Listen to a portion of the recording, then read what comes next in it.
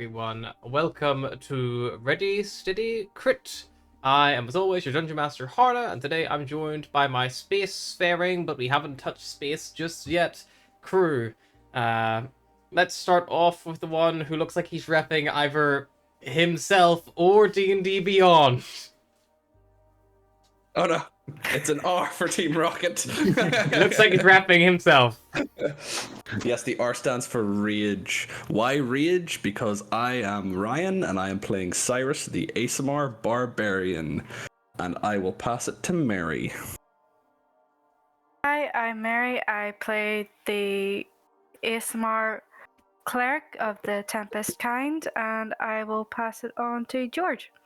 Hi, I'm George. I am playing Atlas Moreau, the Owlin Druid, and I will pass it down to Will. I am Will. I'm playing Volgir, the Duragar Ranger, and I'll pass off over to Anstey. Hi, I'm Anthony. I'm playing Beros Darkfoot, a Satyr rogue, and I'll pass it back to the DM. Marvelous thing. So, when we last left off, does anyone have a record of what happened that they would like to share with the group? I have a record. Hit me. Record boy. After staying the night, or after receiving our medals, we stayed in the council building, a bit fancier and cozier than I'm used to. Realizing that we only had a set amount of time to trace the teleport spell used by the priest. To track him, we would need to find a wizard that knew the trace teleport spell. Speaking to the help desk in the council building, the party identified a potential caster, Varric Durhub, a male halfling usually found in council building B. We went to his office, but he wasn't there. So Atlas, Astra, and Volgir went to look for him, while Beros and I waited at the office door in case he came back. We decided to play some card games while we waited, but Beros was easily the better player. Having got bored, we decided to break into the office and see if there was anything of note. After inspecting the office, and observing a strange coal-like rock, Beros and I relocked the room, leaving a note, and headed down to the help desk. After talking with the guide, we headed to the Sun Isle in order to find a scroll of traced teleport. After searching through the bargain bin for a while, the rest of the party joined us. Atlas didn't seem too happy with us for leaving the office, but we were wasting time just sitting there. After finding the scroll we needed, and persuading the shopkeeper to give us the scroll, we bought a very expensive keychain and took the scroll for free. The Trace Teleport scroll gave us a heading of Tilm, Watan, or Bawanga, so we figured that the priest had probably teleported to Tilm. With that information, we talked to the councilwoman and got the chartering rights for the Starwind Serenade under the command of Captain Windrider. We were introduced to the crew, Captain Windrider, First Mate Moonshadow, Helmsman Calum Stormwind, Ballistics Expert Ervin, Scout Nendira, Medic Lyrelith, Engineer Galadris, and Navigator Zelindra. With Tharinda, I misspelled the name. With introductions concluded, we set a course for Tilm. Yeah. Anyone want to add anything to Cyrus's log? Ryan reading out a list of elven names gives the same vibe as my dad trying to order in an Indian restaurant. In the beginning. Cyrus doesn't pick up on accents well, or names apparently.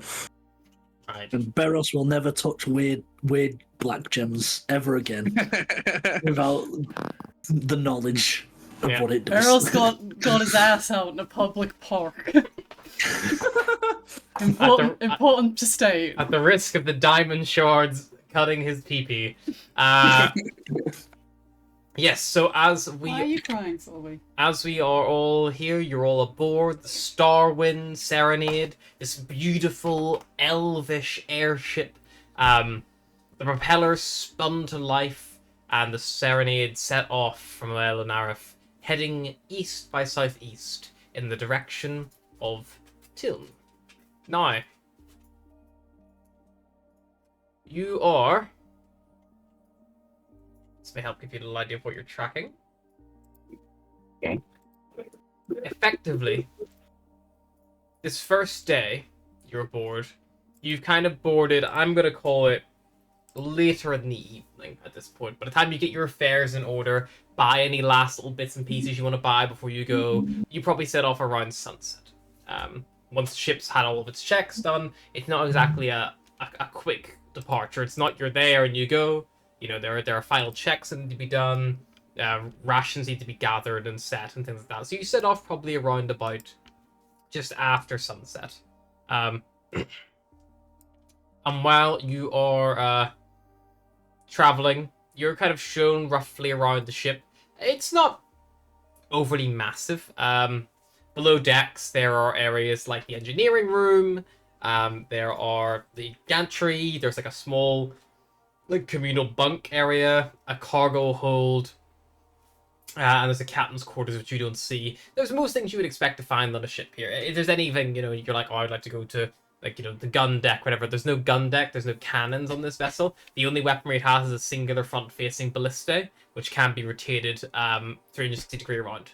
The problem is it can only shoot targets that are either in front of and down. It can't shoot through the ship's deck, obviously. So anything that's behind you or below you, it can't get a clear shot on because of the raised area where the wheel sits and things like that. But that's the only weapon you actually have. But there's other weapons on board the ship, things like, you know, bows and arrows, crossbows, kind of like hooked to walls and things like that, just in case you need them. They are present. And in case the crew need them as well.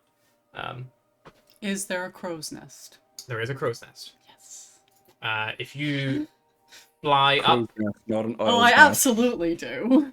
Okay, you fly up the crow's nest, and you would see... It's an owl nest now, bitches. You would see already actually fully set here. You would see this female wood elf. You would see her, like, earth-toned attire, leaf-shaped cape.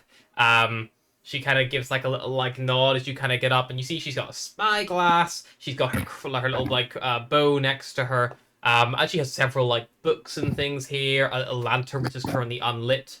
Like some pillows and things like that to make her keep herself comfortable. And you see Nendir, Leaf Whisperer, the scout. So she's the ship's lookout. Little nest. So she's kind of, it is already her little cozy nest. She's already like, she's got like a little book nook, you know, like she like sit and read while keeping lookout. Yeah, so I don't think you are looking out if you're reading. You're looking at a book. But if you come up, she's not reading at the moment. Okay. You imagine she probably, you know, resides more to like, she probably stays up here a lot of the time. Yeah. Fair. I'll fly back down. I mean, you could join her. It's... I don't think I'll make a very good Oh, scout. there's somebody here. Down. Yep. She gives a little wave and you just like fly back down to the surface. You kind of hear like weird. But yeah, is there anything on the first night aboard you would like to do? I want to set some brews going. Okay. So you head down to the gantry. Yeah. To the galley, sorry. Yeah. And do you have brewer supplies? Yes. Okay. I have a brewing kit. Yeah. So with that, it will contain.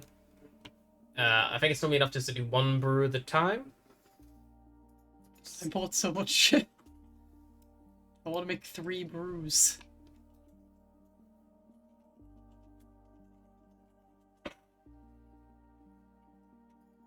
Can you guys stop arguing, please?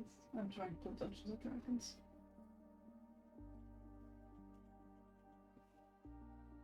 What if I just use the magical, unsponsored D&D Beyond?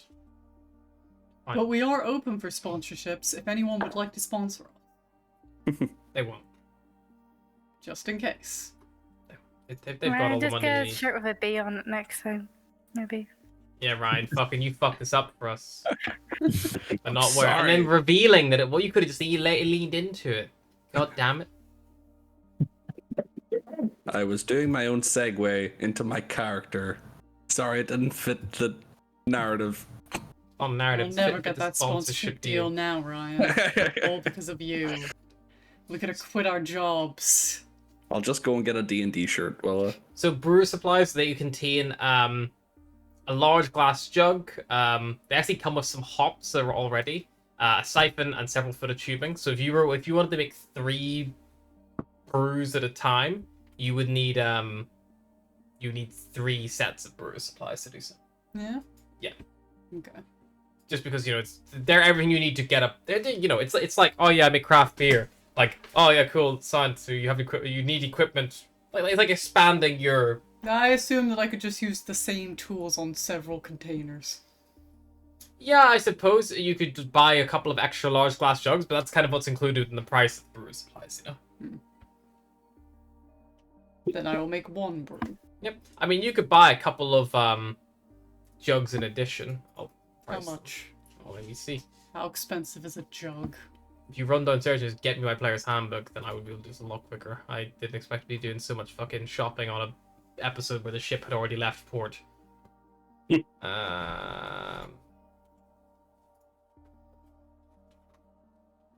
Like how when George leaves, she just rotates and then vanishes. This ship doesn't have a bosun. Who would be the closest thing to it? For a bosun is also known as your engineer. Oh, okay. So a bosun and an engineer would normally double. If you check the officer/crew, you'll actually see a bosun. It says they double as the engineer, traditionally. But it's because the role engineer is very specific to certain things, whereas a bosun is more just generic. This isn't my book. It's just a player's handbook. Matter? Yes, mine has like a broken spine in certain areas, so I can like find it quicker. So brewer supplies relation like 20 gold. If you wanted to buy a jug or pitcher, you would need a.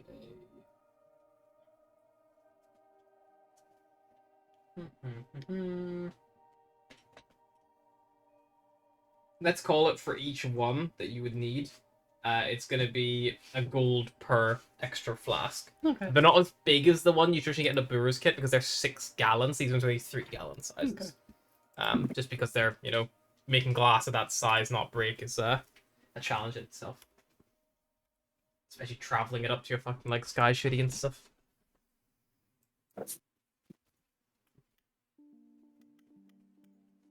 So Atlas heads down and sets up some brews. How long do you want to brew them? I want to make an ale. I think that normally takes like just under a month. It's like 3 weeks for like a pale ale. And then I want to make ale in 10 days. Probably not very good ale. Yeah, but you could make ale. Whatever your ruling is, I want to make an ale, a mead, and a wine. This isn't my ruling. This is the ruling from Clawhammer Supply. I know, but I'm just letting you choose what it will be. It's saying it takes 5 gallons of 7 to 10 days. Okay. So that's what I would go off. Maybe make it easier for you.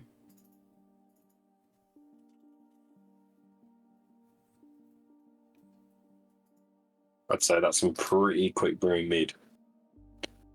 That's ale, not mead. Mead takes longer. And wine takes longer again. Wine's like several months. Yeah, wine's gonna take like 2 months potentially. Mm-hmm. But the eel you can churn out pretty quick. If that's what you're looking for. If you want it to take longer, you can leave it longer and it'll give a bonus to the roll. It'll be aged better. I'll say 2 weeks for my ale. Sure. You just keep a track of it all. You set it all up. Mm-hmm. It's there.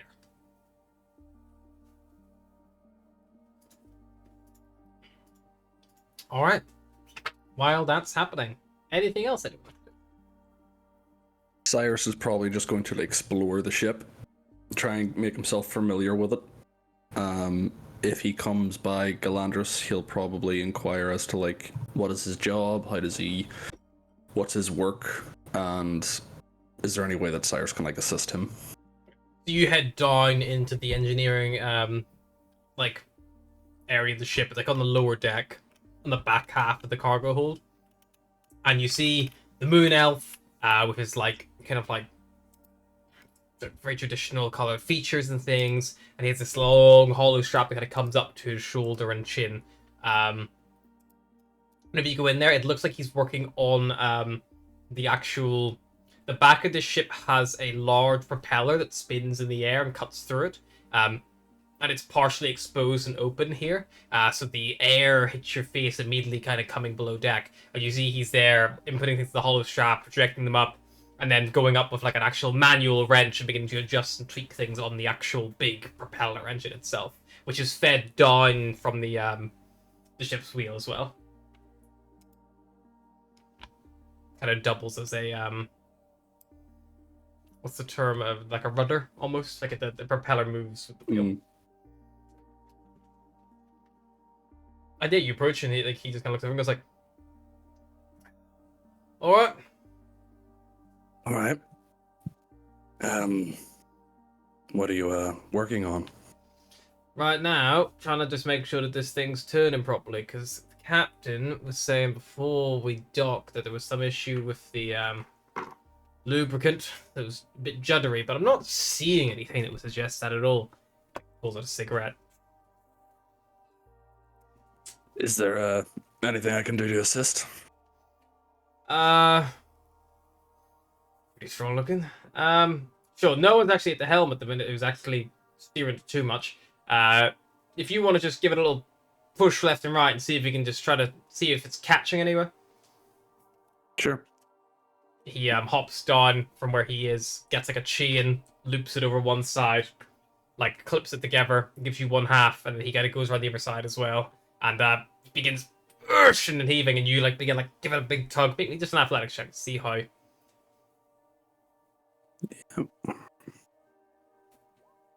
That's 11. Yeah, you put it nice and controlled and like give it a good old yank, and yeah, like it kind of moves along, and as it does turn, it's like just around the like 30 to 35 degree arc. There's a little like almost like a skip where it doesn't move quite as smoothly as it does the rest of the way. It like kind of like almost jumps, and as he feels the jolt, he's like, there it is, and he like works you to pull it back a little bit to that exact position, and you see him go up, and he begins checking every single bolt, rivet, every little moving part that intersects it, and you see him there, like and as he's doing it, pulling up the hollow strap, making notes, being like, looks like bolts 5 for 7 or 9, all fine, and just going through like just systematically checking it all off. Okay. I'll just stay with him, and if he needs anything moved or lifted or yeah. Yeah, you start to see there's a nice kind of like little relationship build there as well with him. You know, like you're kind of learning from him. He doesn't talk to you to teach you. He talks to himself a lot. Like, so a lot of the time he's just there talking. You're kind of just absorbing this passive information that's kind of coming out of him, as he's just continuing looking around and investigating himself and just like kind of doing these checks. He works on it for most of the evening, and probably around like whenever he like you would start to get tired, like normally probably around 10 o'clock, 11 o'clock or so.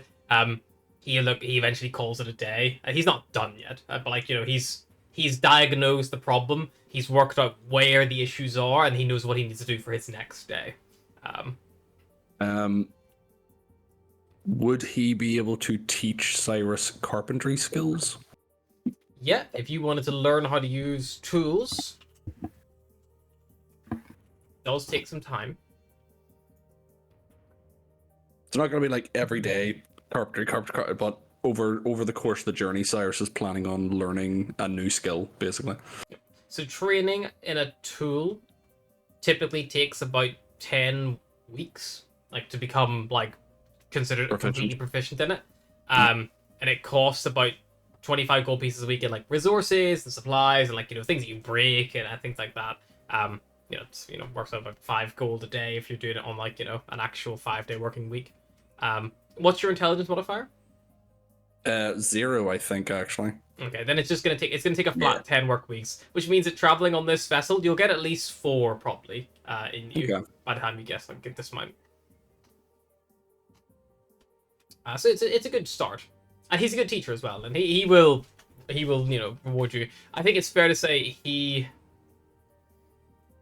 showing a lot of interest in the like engineering side of things he kind of like finds it a bit funny.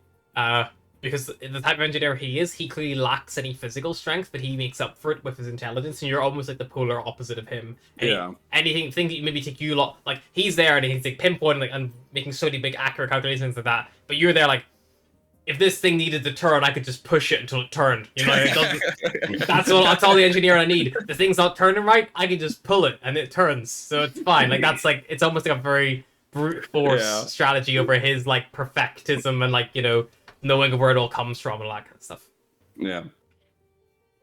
You're that guy that if you go on the wrong ship, you just stop. Nah, you know what Ryan is? Do you ever remember Scrap Heap Challenge? Yeah. Yeah. There was a group of firemen who went on Scrap Heap Challenge. Yes. And it was like, and they were just there like, if it's moving too much, duct tape. If it's not moving enough, sledgehammer. Just like fucking like, just like wailing on everything. And like that's how Cyrus would engineer everything, you know? It's like it's all held together like duct tape and hope, and if it like isn't moving properly, he's like bashing the shit out of it. It's the rule of fixing things. It's if it doesn't move but it should, WD-40. If it does move and it shouldn't, duct tape. Duct tape. Those are the two things you need. I think the quote that there from them directly was you can solve anything by hitting it with a hammer or something like that was like the yeah, so that's like keeps Cyrus busy at least for the first kind of day or so, and then he'll spend most of what will be considered his working time, so like 8 hours a day, effectively working with the bosun and just kind of gaining all that insider knowledge from Galadrius. What would anyone else say? I think because Beros is so kind of set on speaking to the captain and ending up in kind of that area, because the captain's not available, he'll actually use his evening to speak to Volge. So he'll approach Volge with, I assume like there's ale on tap available. Yeah, there's kegs. Yeah. Okay. I'll listen to Galdrick give him like, it needs more time. I feel like Volga sat down somewhere. He goes like Helping down to out get when- the ale and she's just there like measuring shit like, do not speak to me. Volga's going to be sat in a corner, helping out when needed, or sharpening arrows and whatnot. So So I will find Volge and with a just kind of two ales, and I'll push one to him. So Volge, you said you had experience on ships.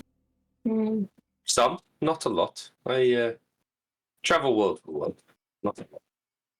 Tell me about it. I want to know a little bit more about you. I feel like you and Astra I have neglected in communicating.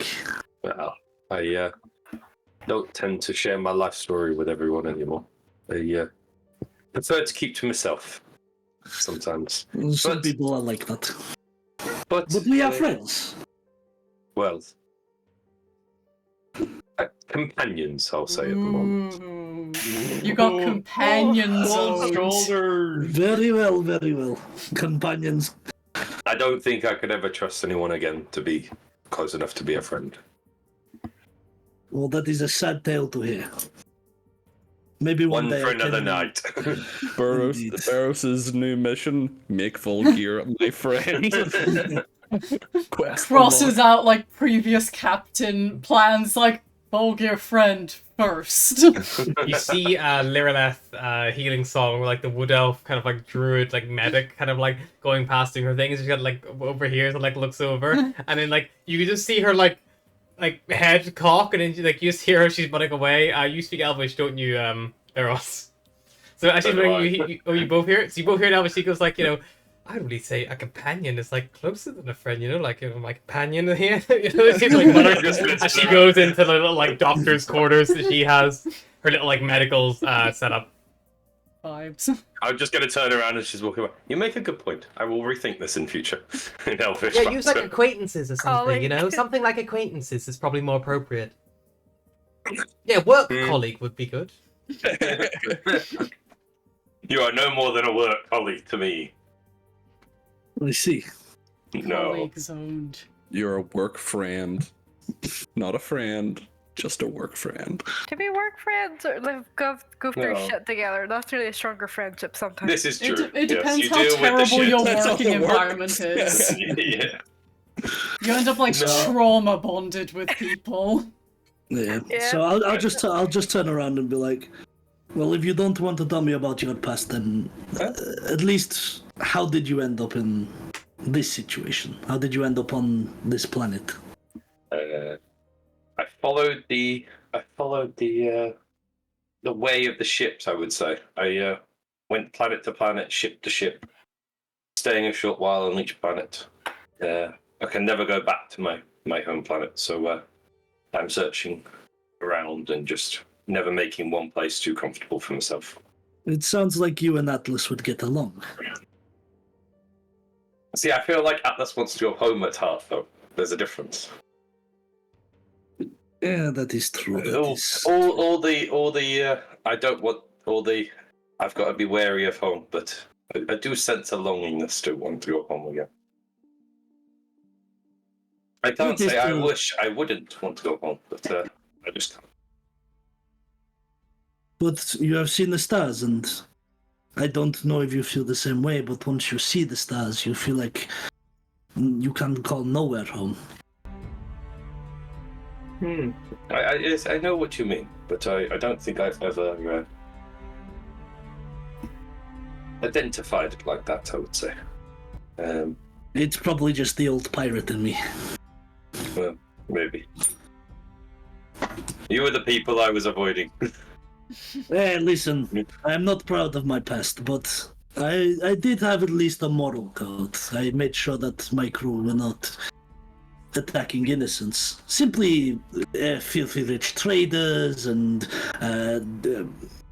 people who deserved to have their loot gifted to the... It's a good He's thing that Robin the Hooding. filthy I rich. was just about to say he's Robin Hood, but instead of giving it to the poor, he just keeps it. I mean, if you are the poor, and then Well, I eventually suppose you it's a build good too thing. much wealth and have to rob yourself. Yeah. Yeah, just spend it all on ale and women, so then technically I'm always poor. I'm so poor! Oh no! I suppose that's a good thing then that the rich never like to take on random people. Indeed, but my last ship ended up in mutiny, so, that's not fun. So, this may be a question for friends. What's your goal? What's your objective? Everybody has dreams, and why are you here? That's not to be open-ended, but I'm not quite sure at the moment. I'm searching for my own goal, I would say. what is that? Just moving about. I've got my own little things that I keep with me. But suppose I'm just seeing where I go and where I end up. That is not a bad thing. Sometimes you can end up where you need to go. I get the feeling that it might be a slightly longer visit for me than most places.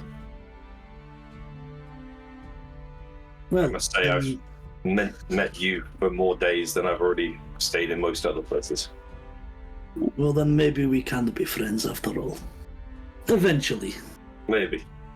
Maybe after another ale. And Yes. I'll leave Volga to his knights, seeing that he seems a Doesn't little want to bit be more your friend. He doesn't want to be my friend, and he's just kind of giving off like that very reserved energy. Trying to break him down slowly, not like intensely. A marathon, not a sprint. Grab him by the throat, like, be my friend! Volgate just chases him down. Tell me starts your life massively story. crying. It's like, love me. Alrighty, yes, easily done. But yes. Is there anything else anyone else likes to do in this first evening? Suppose Astra go knock on like the medic Yep. door and just introduce herself. You Hi. hear like a little like the door connects open, and you see this like her like auburn hair, and she's just like, oh hello, yes, come in. And like you see you, and you come in, and her little like medic's like station. It's like a little medical bay. There's a small little like bed that's kind of like pushed against the wall. Just a very thin mattress on it, covered with kind of like a few bits of like disposable sheeting, almost like large bits of like paper. There's a little small counter nearby, a few cabinets and things. You see a variety of like little alchemy bottles, a few like healing salves on the go and things like that.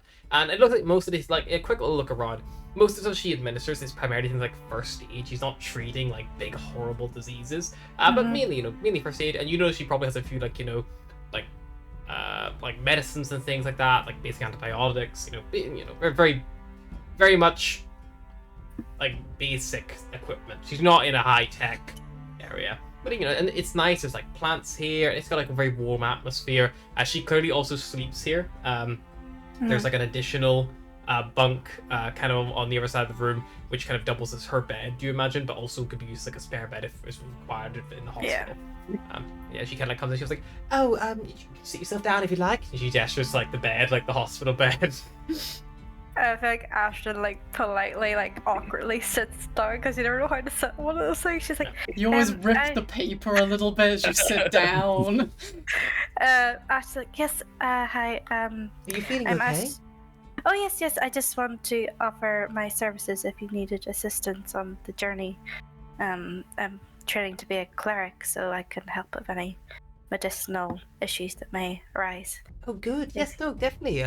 If you want an extra pair of hands. Oh, always. People get hurt all the time here. I think Galadrius always gets maybe splinters and things. It happens. It's nice to be able to look after people, make sure everyone's all okay. Yes, so definitely. Certainly, I like to heal with the more natural kind of side of things. A lot of my healing, I try to do either traditionally or a lot of salves, ointments, things like that. I do have a little bit of the druidic magic as well, which helps, but it's a bit limited. So I try to go for more traditional, consistent methods that you can do more of in one go. Magic's it's good when it works, but it's finite, Yes, so that's another issue. I was wondering if you could teach me in like herbalism kits and Yes, I could teach you. It would be quite difficult because obviously we're limited in what we can scavenge up here. I tend to do most of my gathering whenever we touch down somewhere, or I don't get much time. I normally go into an alchemy shop just buying what I need, and I know will last longer. But yes, I can show you how to make a healing potion, things like that. If given the right resources, yes, of course, it's very simple. Yes, Takes that time. would be appreciated. But yes, if you need any help, don't be afraid Oh, to. definitely. Would you like some tea? Yes, that'd be lovely. Thank you. She goes over to like what you thought previously was like an alchemy that it's like a glass round beaker, and you see he like sprinkles a few things in it and then sets it over like effectively a Bunsen burner, and after it begins bubbling and steaming, you feel this room is like a lovely smell of like lovely almost like a very nice green tea, effectively like a nice herbal kind of hint to it all, and he pours it into like two little small teacups, and then you both sit like sip and drink, and you kind of have a little discussion and catch up. You learn that she's a wood elf. She's from comes from the lowlands. And she ended up aboard the ship because the captain, who she speaks very highly of, she loves to chat, and she'll just chat to you. But she tells you, that the captain took her in whenever she had nowhere else ready to go. And that they've been very kind to her. And yeah, just it's a nice little insight. That nothing overly useful, intelligent, unless you like probe any direct questions from her. Otherwise, she'll just make a polite No. and ask where you're from, and Yeah. I'm just loving the contrast between the two ASMRs. Like one comes out covered in grease and oil, maybe has a few One has a cuts nice from little like cup of moving tea. metal. The other is sitting in a lovely planted room with tea and having a I nice feel like Atlas went down to the kitchen to make her brew, like sets them going, like goes to get a spoon, it's like, man, this draw's unorganized, starts reorganizing that, and then like 5 hours later has completely reorganized the entire kitchens, like, comes out, it's like, and everyone's asleep. Is there anything you would like to do, Volgear? I was thinking what I might do is I'm going to, after my chat with Beros, while still kind of sharpening, I want to take stock and take note on what's going on the ship and different people, what they're doing. Kind of keep an eye on them, but not Not in a creepy way. Not in the way of observing. suspicious, more just kind of observing them, like people watching, seeing if I can get a bit more comfortable around these people. It's definitely, yeah. 100%. Yeah, you do a little bit of people watching. It's pretty straightforward. Like, you know, you just kind of like you're just observing, literally. So it's just that. Whenever I see that maybe Beros has finished his drink, I might bring over another one and give it to him, and then sit nearby in silence. Does Barrow's like a Not saying anything. It's like getting a rescue dog to trust you. I almost spit the drink all over my computer. After As- traveling for as- about an hour- no. This will take a second, and you can hop back in. For about an hour, you do get intercepted. You see the helmsman, Kalen, seems to be responding to some kind of hail, and he calls Cylindra, the navigator, over, and Lariel, the first mate. And they both kind of help him and assist him, and basically anyone who was on the top deck or floating around would hear the call of some kind of like patrol or some kind of guard operation from Oelenareth, flagging down the ship that's entered an airspace. It's currently restricted airspace. And you can kind of hear like, please state your business as travel. You're aware the city's under lockdown. Have you left under false pretenses? Please halt your vessel until we can do a full consultation. And after maybe about half an hour being stationary, then you receive a positive hail back of just like, your information checks out. Pass on our thanks to those who helped save the city, and safe travels. And then the ship bursts back to life again and continues on its way just as you leave the blockade around Oelenareth. And as you do so, you see there are you probably pass a good 15, 20 airships or so who are all slowly staggered following the city like a convoy. Like almost like they're queuing to get in, and they're just waiting for this lockdown to lift with very little else to go. Past. Yeah, and you kind of see like as you do like probably a few like lanterns like lift up into a bit of life and things, and they've almost like formed like a flotilla, like a little like collective ship. Like they've all these trade goods, almost like trading with each other and things. There's a bit of a buzz over there, but like you just kind of like steer around them and continue on your journey. Go ahead, Anthony. Can I, after I've done that, can I keep an eye on the first mate? Just keep an eye and observe what they're doing, without trying to get in their way. Sure. Lariel, she kind of moves around purpose on board the ship. She feels comfortable where she is. She's another moon elf here. She's got like her long hair, piercing eyes. And yeah, she kind of commands respect from the crew without needing to ask for it. You would notice whenever she approaches anything like the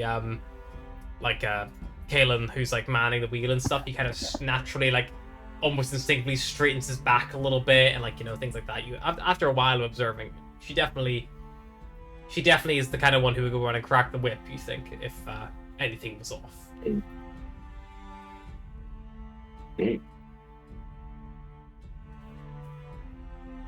Anything for you, Anthony, before I rudely interrupted you? No, I was just gonna say that as soon as Beros sees Volga walking over with a beer, he will like put his fingers up and be like, "I'm counting." But that's about it. Alrighty. After your day's endeavor has passed, you all kind of like bed down the night in your bunks. You share a communal bunk area. Oh, gross.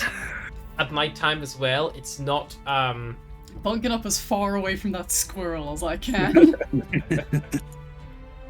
it's not unpleasantly like close. It's a communal room with all of you, but with the exception of Lireleth, the medic, and the captain and the first mate, who all seem to sleep elsewhere.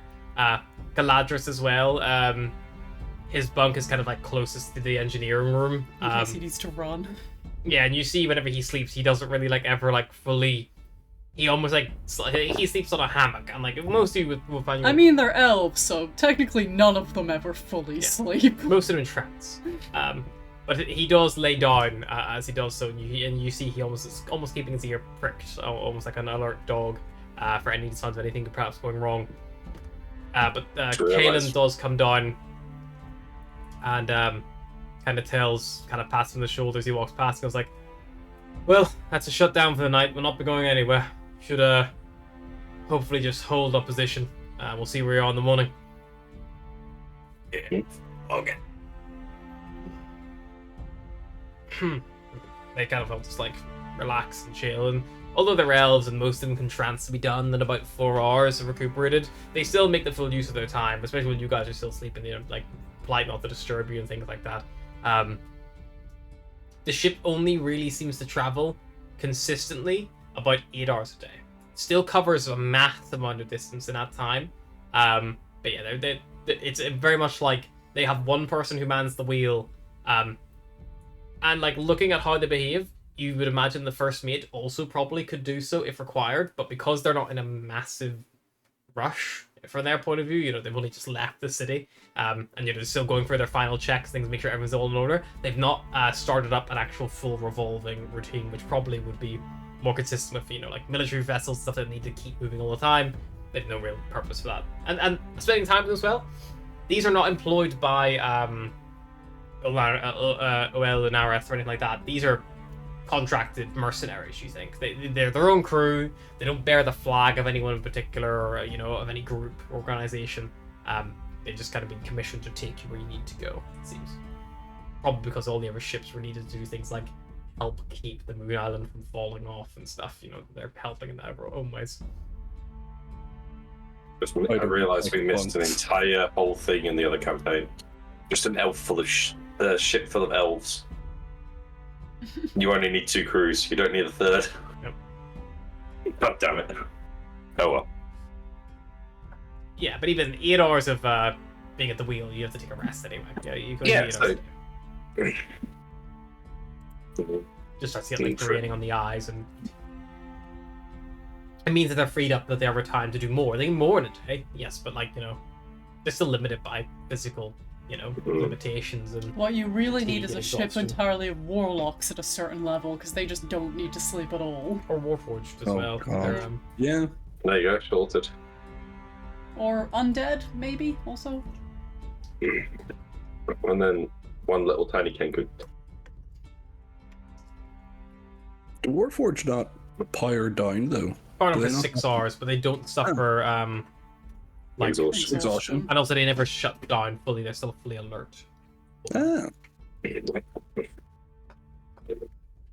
Yeah. You eventually wake the next morning. You can take a long rest if you need it. If you spent anything, I don't think you have. Don't But think they so, want- but might as well take but it. I'll take one anyway. Sure. So easy to take a long rest on. Yeah, just in case. You just click a button and then click In it. case you forgot anything. Yeah. Today, Delindra, the navigator, she seems to be tasked with cooking breakfast. Her cooking is alright. It's not great. There's no dedicated cook here. She cooks, you know, a fairly basic meal with the rations provided. It's a lot of, like, you know, dried Can I try and give her a hand? these things. Yeah, if you want to help out, certainly. Yeah.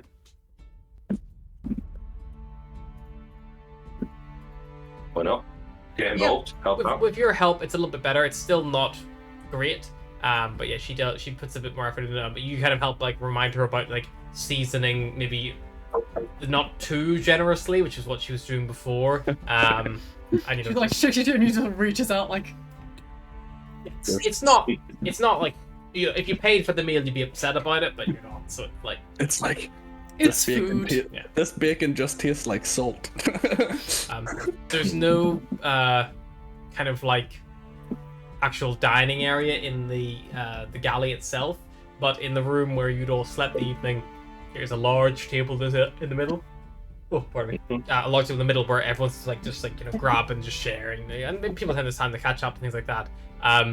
The first mate does join for breakfast, but you're yet to see the captain. Alice is gonna sit down next to the navigator, the Lindra Star Whisper, but she is too awkward to actually start talking to her, so she's just going to eat in silence. just near her. She doesn't strike up a conversation if you don't, and she just, he probably goes like, probably turns and goes like, "Do you like the food?" Yes. Good. Just keeps eating. And she's the one, her holostrap seems to always have like a Alice, like, projected image of awkwardly where they are. disconnects the hose, eats through it as usual. Yeah. Most of them don't really seem the bad now, the weird, The weird little creature. weird little creature, yeah. And yeah, you, Wait, you said most. Who the fuck is? Barros, he's just like, it still gets me Me! out. Every time he's just there like... Erevan is probably the only one who does give you a strange look. He's the Shadowkai gunner. Mainly because he also wears a mask. He has like a big white like porcelain mask that he wears, with like red paint marks flecked over it and stuff. But whenever he eats, he just like slides his off and like sits on the table next to him. And he kind of like gives like a little glare of like this fucking bitch, come on, stealing my thing. I'm the mask guy.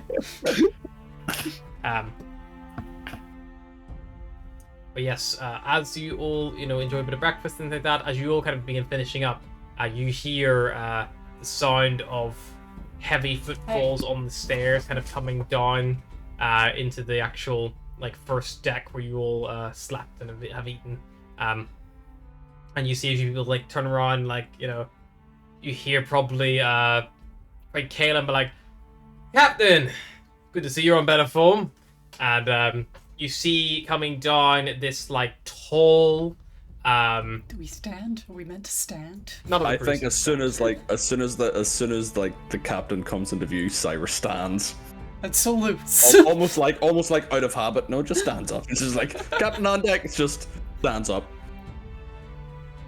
I feel like seeing Cyrus do that. Atlas like goes to oppositely. stand, notices no one else is standing, and like lowers. But like Veros, I feel like Vilga is looking at Veros, looking at the others, looking back at Veros, just like, If you don't stand, it's not a military ship. Asher's like halfway to standing and awkwardly just okay. I feel like Like, Astro and Mars Atlas mirror are like up there, what's going chickening on? each other where they're both like slowly getting higher and they're like, just- no. Vilga's just gonna put hands like, leave the one standing. Yep. As they come down, you see they wear like a long flowing coat. They have this huge big hat, big feather coming out of it. The features are very chiseled and clean on their like almost like auburn skin, big golden eyes, kind of like long ginger hair that falls about their shoulders. The actual shirt they're wearing hangs low, like probably like down to like their midriff, like open, kind of revealing like that nice kind of like auburn colored skin the whole way down. As this Eladrin kind of like comes to the lower deck. Are they hot though? They're Eladrin, so they naturally kind of emanate that like nice charm, and that they are they draw the eye. They're hot. For themselves. They seem to be male, but it's hard to tell. It's also made hard of the fact that none of the crew have addressed the captain by anything other than they, meaning there is no real clear what they are in that regard.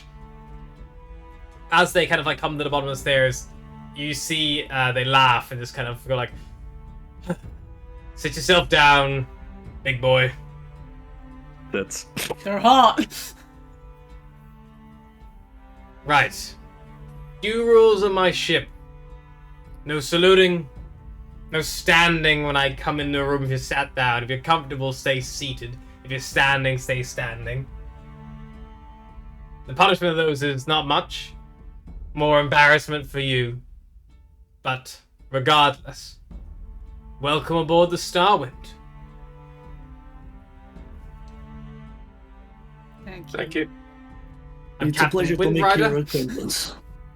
And yours? You're the saviors of Ulan Unarif and the saviors of our fucking ass from that boring port. You can call me Captain, you can call me Windrider, or you can call me Arundel.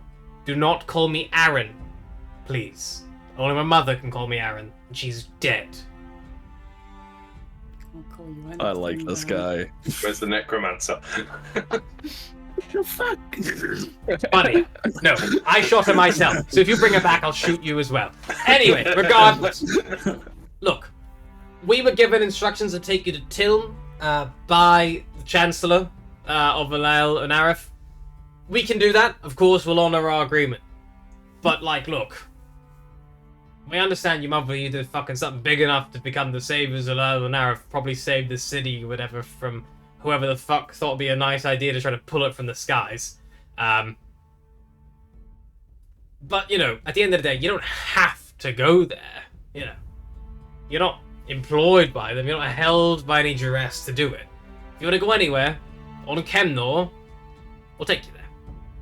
We'll take you to Tilm if you want. But I'm just saying, it's not... Don't think you're stuck. Yeah? Dome is where the chits are. Make a good point. Make a very, very good point. Cool, not a worry. We unfortunately have no cargo at the minute, apart from our basic supplies. Couldn't get anything going anywhere when we were leaving. Tried to rustle something up. But I'm just glad that we're out of there. We've got some new friends. And, yeah. We'll be together for the next couple of weeks. Maybe longer. We'll see what happens, I suppose. We'll see what happens indeed. If you need anything from me, I'll be around. If you can't find me, you can always ask Miss Moonshadow. She is quite brilliant and will look after you in every way apart from that way, you dirty bastard, he says, pointing at the satyr. Being like, not to judge, but you are... And he like points at himself, it's like, I know. I'm from there too. It's not like that here. It's not. Boring. Cyrus's The eye point's just taken. eyebrow just Don't worry. zero. After an incident on the planet, on the city, then I won't be using it for a little while. Not until I can be sure. Nog is going to I be staring at Meros. Don't know if I want to know. In fact, I definitely don't. Until we've had a probably few better drinks, that you and that is evening time talk. Regardless, I have things to do. You have things to do. Help out where you can. We're not a massive crew, but we do cover most bases. Right. Welcome to the Starwood. And he heads back, or they head back up onto deck. Just before he goes, I'm just going to quickly ask him. I'm taking there's no objection if some of the people in my party here want to kind of learn some stuff off your crew, Not at all. including myself. As long as you don't impact their ability to do what they need to do, fine by me. All right. Thank you. Perfect.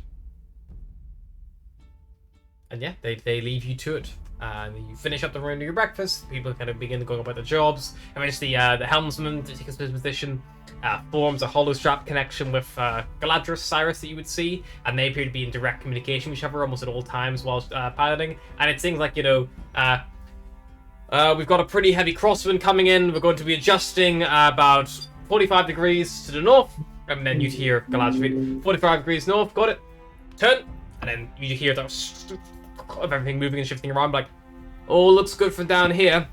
And then do you check sails, and you hear, sails all good from up here. and yeah, just like as the ship moves and turns and just goes to things. And there's I suppose unlike a traditional sailing ship, the wind the sails here aren't pulled by ropes by crew pulling them or anything like that. It seems that the helm controls everything in one go, and the helm has a ship's wheel. It turns like a traditional ship's wheel. It has a singular lever, which basically is like a all forward or like all back, like an engine thrust control. There seems to be the primary functions, and it has a final smaller wheel, which seems to control the actual kind of like propeller itself. So the big wheel seems to control the sails, the little wheel controls the propeller, and then the actual kind of like thruster effectively controls the forward and backward momentum of the ship, the speed. And it moves at a fair rate. The ship traveling at full speed, it probably goes about 9 miles an hour, something like that. So not like incredibly quick, but for a ship of this size and technology, it's fairly fast. And yeah, you are once again traveling on your second. This is officially your second day.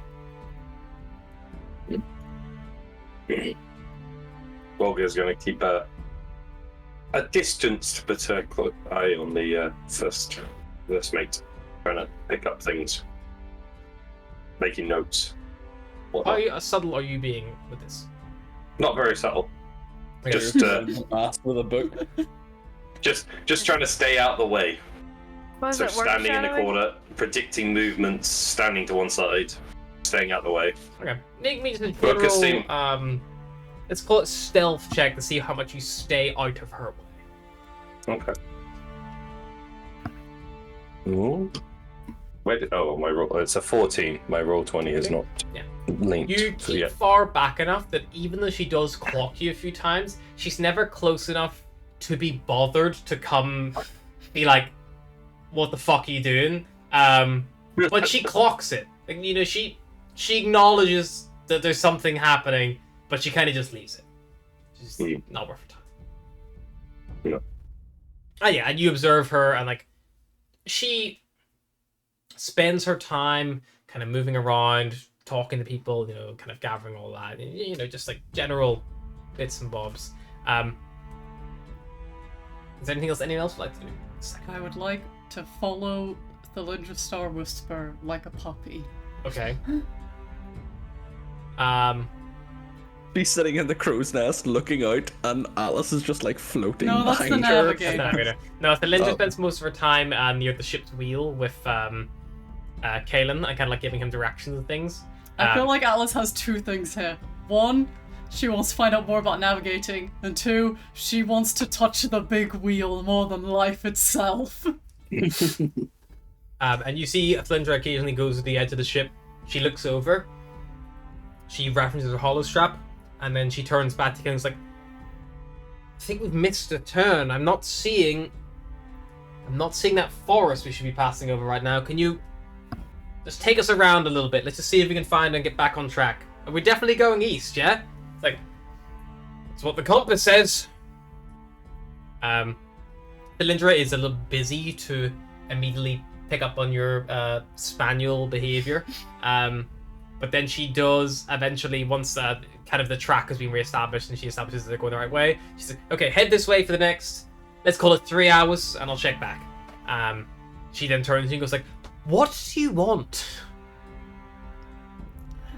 I don't know. You're starry, and you know where you're going, and that's neat. Yes, I'm a navigator. That's my job. Do you need water or something? Are you okay? Oh, I just sound like this. It's a damage to it doesn't matter. I studied the stars for years, but I don't understand how you're knowing where you are in the middle of space.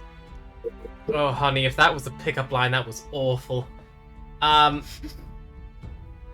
don't think. No, I mean I literally like shows the star discs. Oh, okay. No, you actually mean using navigator's tools. It's very simple. Depends where you are. Those are for tests.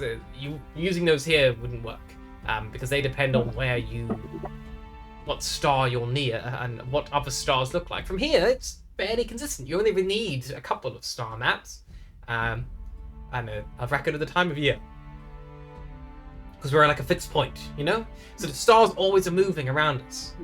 And she gives you a rough rundown of basic navigation. Basic navigation. It's not for new navigator Navigation skills, 101. but she's like, look, I'll show you. But if it's nighttime, I'll show you. Right now we're navigating off the ground so we can see it, but at nighttime our dark vision won't let us see that far.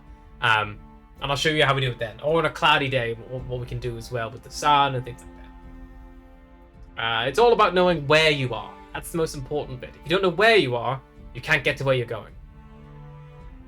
And yeah, and then she'll kind of begin to show you the shadowing work, and you can note that if you'd like to spend most of your days with the navigator, you can begin slowly learning the skills required to be a navigator again. It'll probably get you about the average about 40% of the way there by the end of this journey. It's not a full understanding. I'm gonna learn to be a navigator and also annoy the shit out of this bitch. So Also, whenever anyone doesn't look like they're looking, she's just gonna slowly reach towards the wheel and they'll be like, no, don't touch it. You're gonna get in trouble. okay. Anyone else see anything in particular? I believe Barros would probably leave it about an hour before he goes and tries to find the captain. Good thing. Hey, you seek out Captain Aranduel Windrider, and they are kind of up near the wheel as well at this point, kind of looking out, just kind of making small conversation. And they definitely have a although they're quite rugged and how they speak and get on, I would say based on how you make me a, let's call it either maybe it's any intelligence based, either Arcana or History or something in that kind of something in that margin. My intelligence is +0, so it's just a straight roll. An 8. An 8. Maybe it's just their fey nature, but something about them, they command themselves that they think they're better than humans. Damn Faye. I know that feeling. Yeah. Natural. It's natural for Faye to think that. But and you approach and they kind of give you a little small nod, like, Beros, right? Yes, Barros Darkfoot. You said we were from the same place. Do you mean the Feywild, or do you actually mean the system? Lush. Oh, incredible! I didn't do much traveling into Lush. The Satyrs, they're a tribal people, and they don't like to get out much, which is weird because they're kind of spread out everywhere. But apparently, the ones on Lush do not.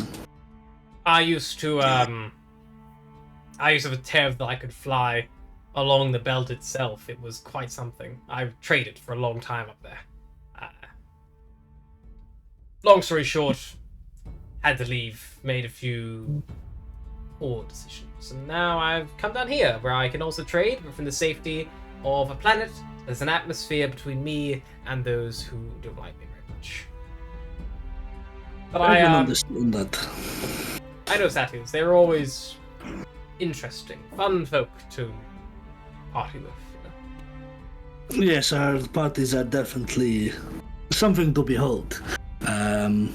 To be fair, I've not been back to Lush for nearly 10 years. I left when I was 14 in pursuit of my mother's captor. Fair enough. Can't imagine wanting to go after my mother. But I suppose some people do enjoy them. We had a good relationship until it happened. It's my grandfather, Xander. Sorry, let me just get my notes on. Who the fuck am I? Who the fuck am I? I'm trying to think specific names. I once memorized 16 siblings for a character, only to have him die on session 4. It's cool.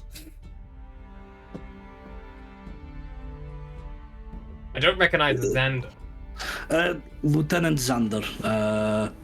He's with the Amalgamated Navy. I don't know if you've had any running-ins with them. Lucky enough, I've been avoiding them for as long as I can. But what did you say his name was? Xander.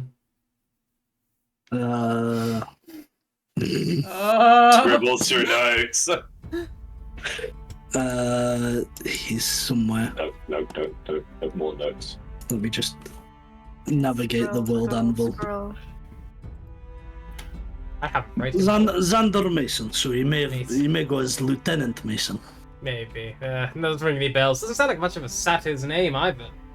Oh, he's not the satyr, he's human. Oh. My murder was human. Logistically, that must have hurt. You're only a quarter goat, you bastard. You told us so you a half. My father is a full goat.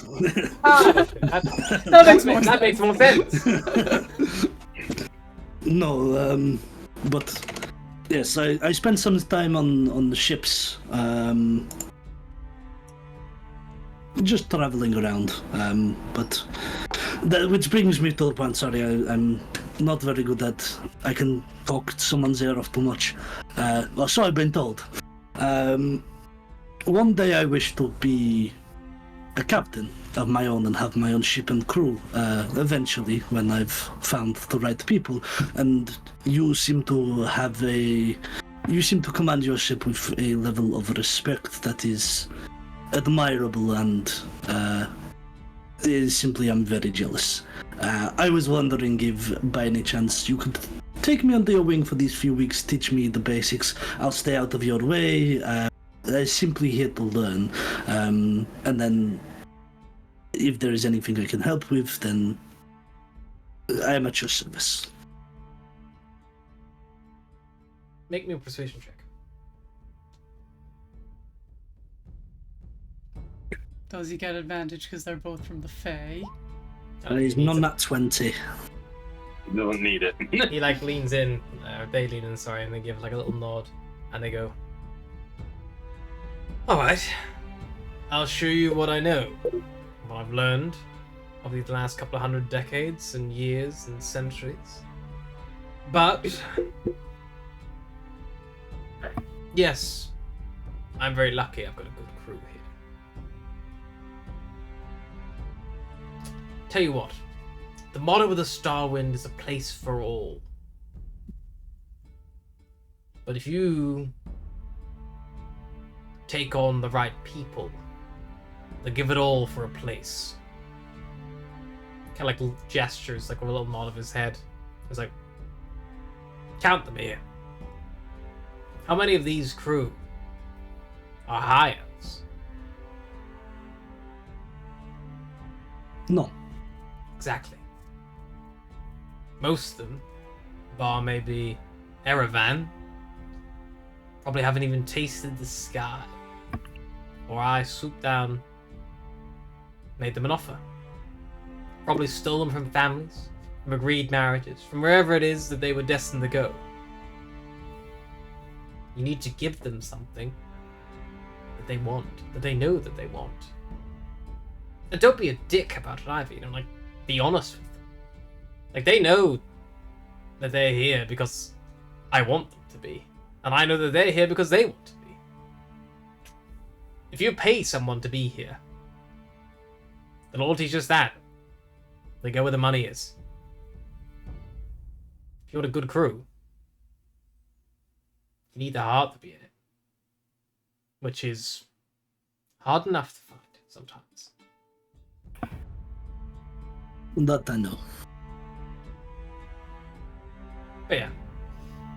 I'll show you what I know about flying an airship, about how to deal with problems.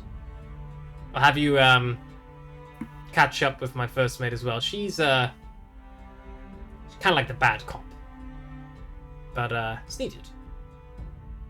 Things that if I called someone out on, they would take a bit of disrepute to me, a bit of dislike, wouldn't make it work, Having a first mate or even a first mate who's well liked and a captain who's not would work. You always need someone to be that bad guy. Lyriel is just very good at being a bitch. Her words, not mine. You and me both, sister. You and me both. And we work well together because of that. Could she mutiny me off this ship? Probably. She's definitely got the intimidation behind her to do it. Could I mutiny her off this ship? Definitely. I've got the loyalty and the light of the crew to do it. So we kind of find ourselves at a nice impasse. We both have something the other one needs.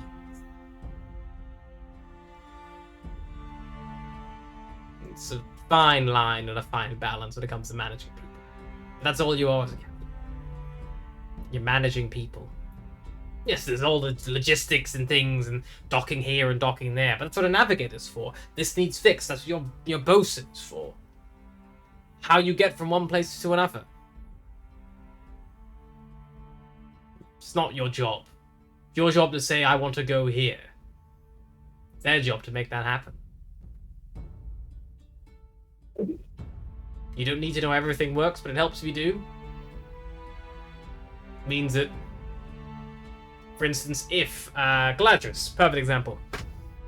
Galadris needs help doing something in the engineering. He needs someone to go into a tight area and hold something for him, or help him feed a wire through, or something like that. He knows that I'll do it if he asks me to. Will he ever? Fuck, I hope not.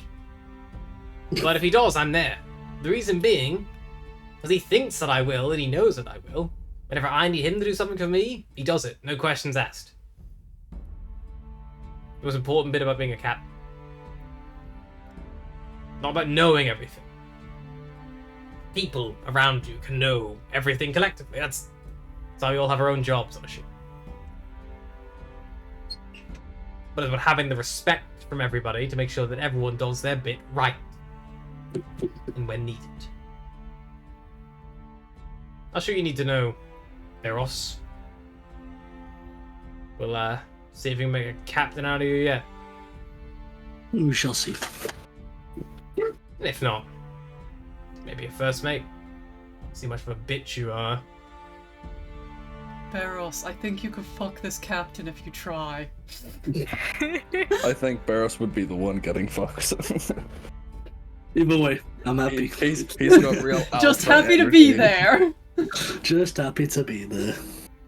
Yeah. Anyone else see anything on this first day? Just in the middle of it. Is this part of my learning? It's called respect! Fulgir's notes. Barros is a bitch. Barros, fuck captain? Question mark, question mark, question mark. And hope that document never gets leaked.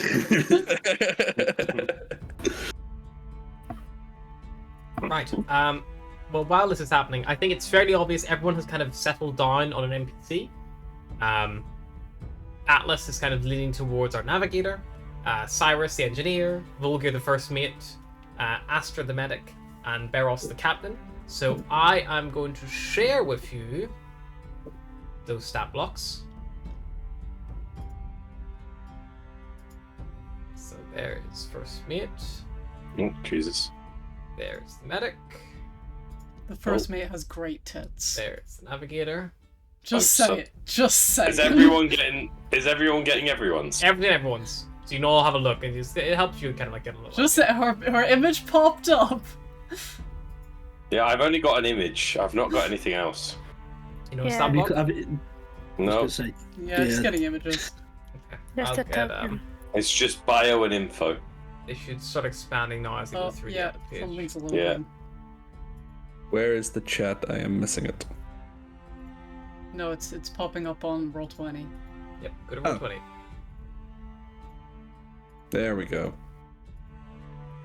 Okay, you should all see those 5 key rolls now and be able to see their full stat blocks as well. I'm also going to share with you all Starwind Serenade. Oh, Jesus. Another one. I just made room for... I didn't make room for another one.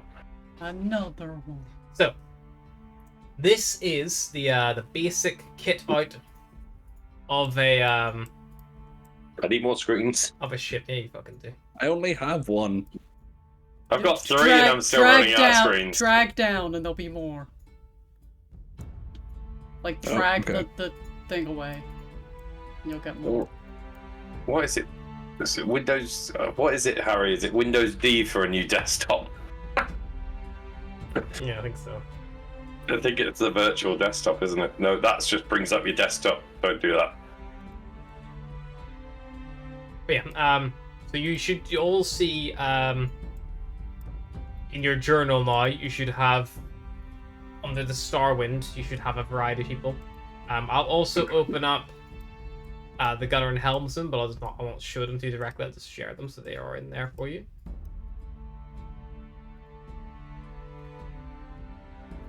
Just so you have access to them all. Yeah.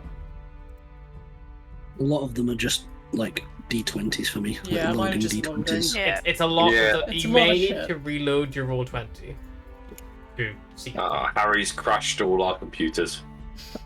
Yes. Yep, even World Anvil, I've gotten 503 service. How do you want to unavailable. create this character? I don't want to create this character. They're all already pre-created, so they should. Oh, there we go. It worked now. Yeah, just reload your page, Yeah, and there then we you can go. all refresh it for you. Cool. If you open up the Starwind Serenade, I can probably pop it up for you if I show it to you. Oh, Jesus. Yep. Stop this. He just stop popping it up. If you open up the Starwind Serenade, you should see the ship stat block as well. Yeah. Just I've got close too out. many- If you just click edit the sheet directly, I think it should just put you straight into the sheet. Cool. I refreshed the page and everything disappeared. Yeah, if you Same click for on the me. little Go on newspaper journals. on the top right, Third one Journals. along. little newspaper, Oh, yeah. There we go. they'll Yeah, all be in got it. there. So this is everyone on the Starwind. This is all their stats, all their abilities. The Starwind Serenade, you'll find the full stat block for the actual ship itself. It'll give you a rough idea of what everyone can do and things like that. But first of all, I need no. Atlas. I never liked that. I need you taking control of Cylindra, the Mhm. navigator, to make me a check with her navigator's tools using her wisdom. The easiest way to do that, I'm going to put you guys on a slightly different screen. Welcome to Starwind I Serenade. can't see the screen. There's too many pop-ups. Just window it. Whoever you're looking after, window them. Yeah, but... Right, okay. I'm going to get rid of everyone then, because I had everyone open. I was trying to... I scrolled across and was like, oh god, it's like, oh no, they're just below deck, it's fine. I was like, okay, who am I looking for? Engineer and first mate. Gotta see that picture. I need another screen. Right, that you can go over there. Fuck off. So if you click on first Navigator Cylindra, Yeah. George, if you click on her There we go. token, Yep. You should see top left a little button for her navigator tools check. Yes. So there you go. So you start with a 14. So rolling a 14 basically means that you travel as normal. So no mishaps happen. It's a good. She's able to plot a good course for the day, and everything kind of goes off fairly smoothly. What also has to be done is, for the day, what always starts is the navigator will plot a course for the day. That's the first thing that always happens, because it determines some other things that can change the day. Meanwhile, pilots have to be assigned in 8-hour shifts. If you want to ensure constant movement, that means you need 3 pilots, or 3 people who are able to fly the vessel. This is both for airships or for TEVs. If a TEV is outfitted with special things, they no longer need pilots all the time. They need pilots for like specific things, but like things like autopilot exist and you know, things like that to help them, you know, find where they need to be and things like that. Engineers are a key role again alongside pilot and navigator. They're not necessarily mandatory, but if the vessel's in motion and there's no engineer, it does mean having an onboard hazard is more likely. Lookouts again, another key role, but not always needed. But again, having one not stationed does mean that an off-board hazard is more likely.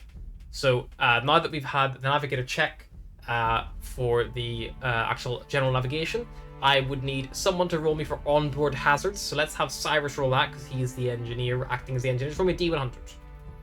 D100. Yep. How do I roll that in this? Roll 20. You click on the little Yeah. Low dice, and dice click icon. on D100. D100. Idiot. 88. Nothing happens. It's fine. So if you didn't have an engineer on station, a roll of 20 or lower would be bad, or a roll of 10 or lower would be bad if you did have an engineer on station. So there's a 10% chance every day that something could go wrong. It could be a small little thing, or it could be something very, very, very bad. And let's have Volgear roll me another D100. This is for off-board hazards. There is a lookout active, so it's at a 10 or lower, bad shit kicks off. A 90, we're 55. Again, exact same as the on-board hazards. If there's no lookout, then it gets boosted up. But that's why it's good to have a lookout who, unlike a pilot, a lookout can just chill up in their watchtower and they can just be there. They can if they're sleeping, that's the only time we need a lookout covered. But normally that's where a first mate can come cover it, or someone, another high-ranking officer can cover that position, or can keep an eye out. Especially if the ship's not moving, you don't necessarily need to be on the crow's nest and see around.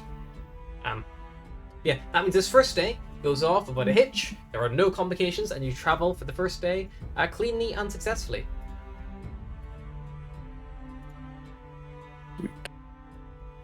Is there anything you would like to do while traveling? I think Astra in the evening time, when everything dies down, she'll go up to the crow's nest and sort of if she's not disturbing, what was their name again? Nindir. Nindir. If she's not disturbing them, or if they don't mind her presence, she's just gonna meditate, up near the storm or the sky. Yeah, if you seek out Nendir, you can definitely do that and get the assistance needed. And she'll also assist Nendir if Nendir wants a break every now and again. She'll not do it for long periods of time because I don't know if they'll trust her randomer yet. But yeah. Perfect. Yeah, 100%. I think World Anvil has gone down. Yeah, I've just tried logging in. Yeah. 503 service unavailable. Yeah. Wasn't me. I didn't break World Anvil. You sure? World Because after I Anvil. clicked, it came up. Nearly broke World 20. Yeah. It break World Anvil. Yeah. He's unleashing too much. Too much Oh. lower. If you search down for me, there's a site where you can put in the URL. Down detector. Yeah, no, it is down. Amazing. Because of Amazing. Harry. No What a reference. fucking No good referencing goalie. law. Good job you got all that This backstory out of the way. Does mean that I'm slightly crippled in my notes. All my shit's on there. But anyway, I'll just wing it. But yeah, you find her up there, and she's like, yeah, and she's happy enough. She's maybe not quite as sociable as the medic, but she likes to chit chat as well. She tells you about a book that she's reading, which is about it's about a dragonborn princess who's fallen in love with an elven an elven poor boy, and how their her father has forbidden that them be together, and then they're elusive I wonder how this will end. yeah. Ritualistic suicide. For a minute there, I was like, Akira? And I was like, no, let's go the different role at Akira. See if the poor boy turned out to be a cat burglar, I'd be like, Kaz gender swap? You're not a princess. He could be a princess. No. I feel like Asher I introduced. suppose you're kind of a royal birth. God was your dad. You were the dragonborn Jesus.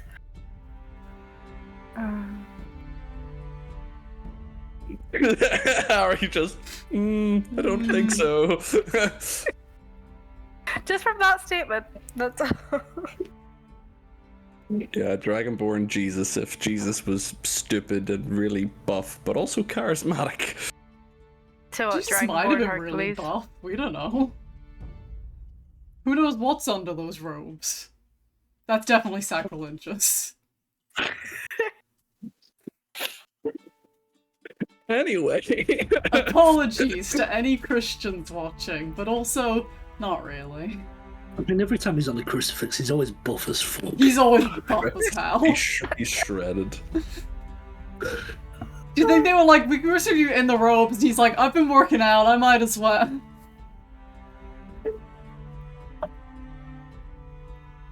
I think Cyrus is going to spend most of his time with the engineer, but like he'll take breaks. He's not going to just constantly like if Galandris has things under control, there's no major malfunctions, he'll stay nearby in case he like shouts him, but Cyrus is probably just gonna like explore the ship, see what anybody else is doing, maybe get a breath of fresh air now and then. Yeah, you do find spending a lot of time down the engineering deck. He smokes a lot. Smokes a lot down there. So it's nice. Reminds me of home. I hate my Yeah. home. It always reminds you of home, and you hate it.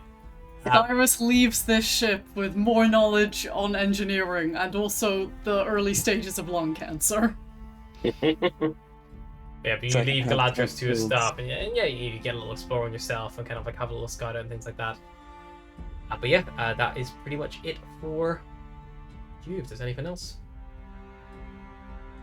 On the night, well, not on the night because she has to fucking navigate, but when she has free time, Atlas will absolutely search out Barros now she knows he used to be a pirate and be like, so, any cool pirate stories? There was once a whale. A space whale. You know how it goes. Please go on. We were hunting it. It turns out that space whale oil is the blowhole oil inside is worth quite a lot of chits. And so we had this one crazy pirate who just was obsessed with hunting jump onto the back of this whale.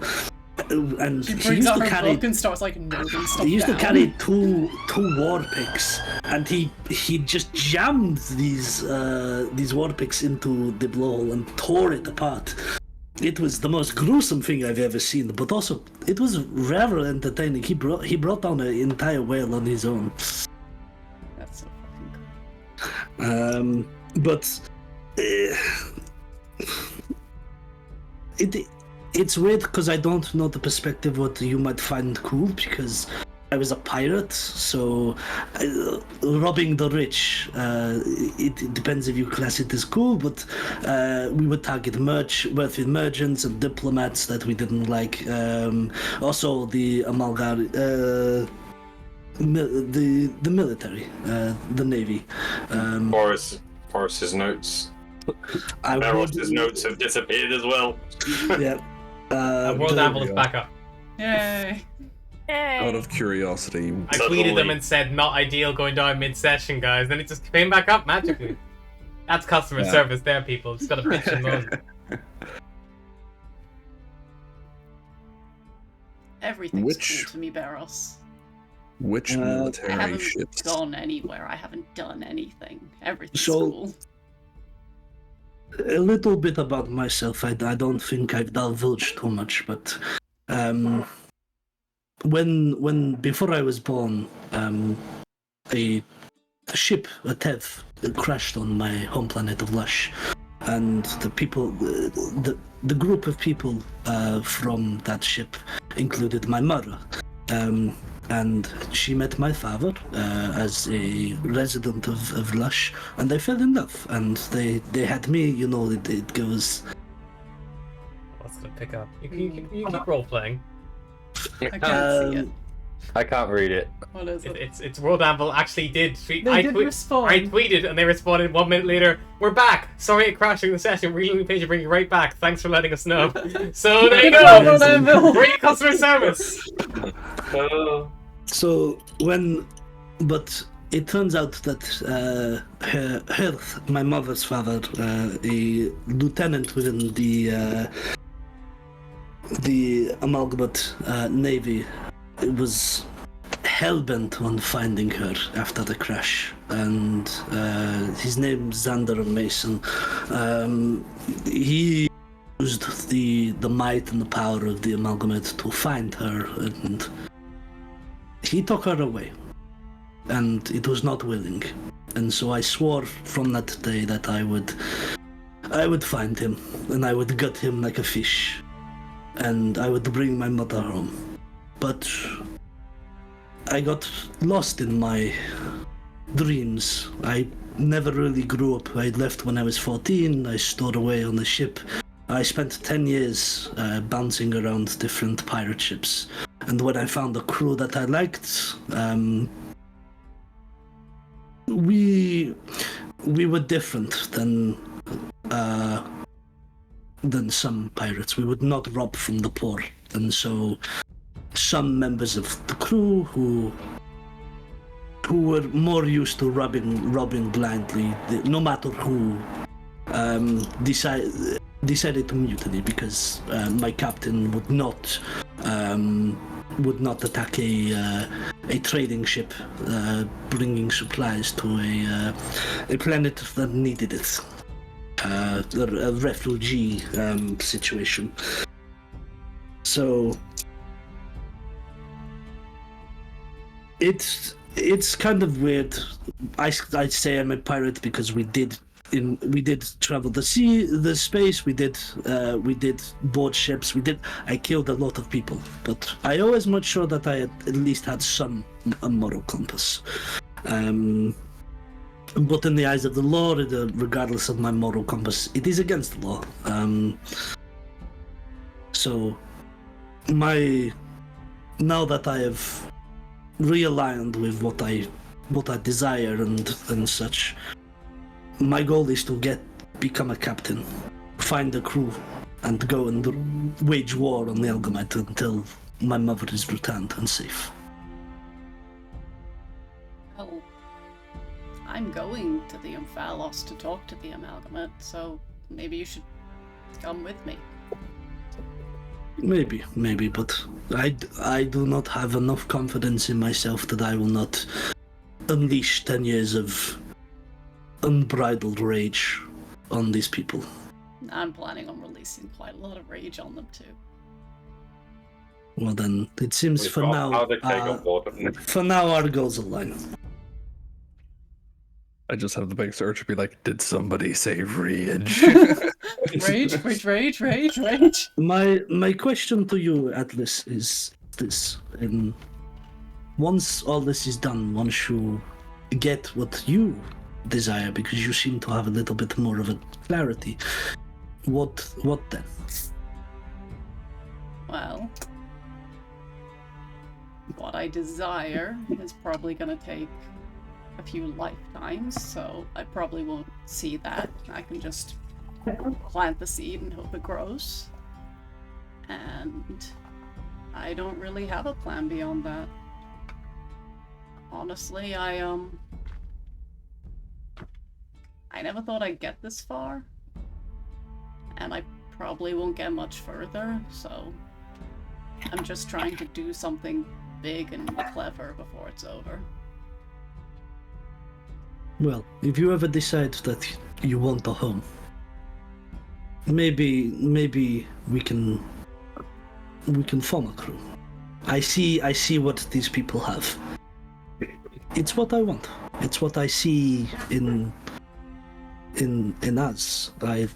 It's that companionship, and it's having a home. And it's having a home where no matter where you are, it's always there. I have a home that's always there, but I like the idea of having one that can show me more than I've seen. I saw you with the navigator. I have not introduced myself. They seem interesting. Maybe you could be my navigator if I ever get enough chits to buy a ship. I'm good with the stars. I'm not good at navigating yet. That you can learn. I'm not a very good captain. I don't own a ship, but... That is step one. I would like to see you free. I'm trying. Hey, if we save enough cities, maybe they'll just give you a ship. There's gotta be one lying around, right? Yes, but it's got to be a we used TEV. to have one, but not anymore. Yes, I would very much like for it to be a TEV. I would like to see more than just this planet. From one end of the galaxy to the other. That's the dream. That's Right, what I want. Alan was built to do. Not that many are doing it nowadays, but once upon a time. Well, maybe one day we can. I And the- imagine that as this conversation's going on, Cyrus is kind of like standing slightly below deck. Not intentionally eavesdropping, like he happened upon the conversation. And Sure he's just sounds like listening you're to it. intentionally eavesdropping. He's wondering, but he's been just listening to what Barris is saying. I feel like Volgear's probably picked up a couple things watching the first mate, like zoning in, zoning out, zoning in. As Yeah, you I'm go to definitely leave, not Atlas hiding suddenly, the like, as conversation. she's talking about, like, how Alan will that's what Alan meant to do, she suddenly grabs your arm and is like, my ancestor, flew to Lush to deliver a message, to Saparna's message to Lush, which means that maybe, once upon a time, my ancestor met your ancestors. That is a thought to ponder on. Maybe it is your ancestor that introduced Sapana to our people. We don't know what the message was. No one wrote it down.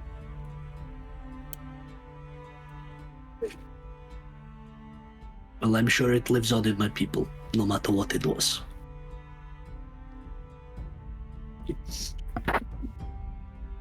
And with that, he will head off and probably take an early night. Anyone else doing anything in particular? Volgear's still watching. To the second the first mate rests. Like, that guy's weird. Anyone else?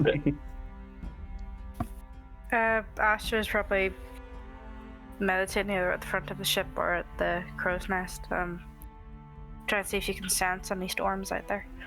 Yeah, make me a nature check. Oh god. Where are you specifically? She's in your living room, Ryan. That's gonna be... No. No, Sorry. I mean, where is Astra specifically? Well, I found. Evens at the front of the ship, odds at the crow's nest. I was about to say I found a At the thunderstorm front. in the background. She's at the front, okay. Okay, nature check. That's what I was doing. I'm not good at nature. Let's see. Oh, nope, 5. You like try to smell in the wind that like kind of like dry Mm. smell of like an impending storm, but you don't pick anything up. Okay. Can- And Ash just gonna sit and let Yeah. the wind like go through her hair. As Beros What? is heading to bed, Cyrus kind of like awkwardly pretends to be doing something while he's walking past him. He's just like, Beros. Cyrus, are you okay? Yes, just stretching my legs. It kind of stinks in the engineer's room, to be honest. I was going to say that the smoke emanating off you, it's quite the pong. Yeah, it's. I live in the forest and Jesus, man. I'm used to it, but it's still not pleasant. Heading to bed. Yes, I was just speaking to Atlas. I'm thinking about starting a crew. You want it? I'll definitely consider it. I'd give you the whole spiel about you wanting a home, but between you and me, we already know that's what you need. Good night, Beros. Good And then luck. he'll start to head up to the top Also, deck. the way you're like, he pretends to do something as well walking past, all I could think was the Austin Powers bit of, not you, guy pretending to fix something with wrench.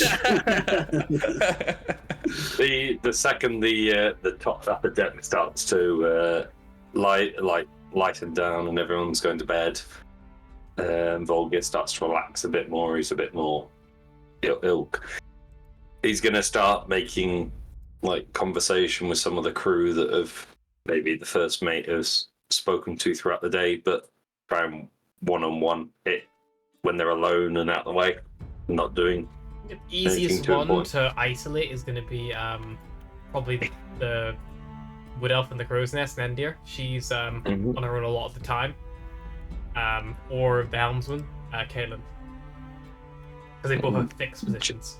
Just going to jump between the two then. Have a chat with both of them. Pardon me? But just generally trying to find out about the first mate and what they think of her. And If you ask Kalen, he's like, listen, look, I'm no one to judge anyone's business, but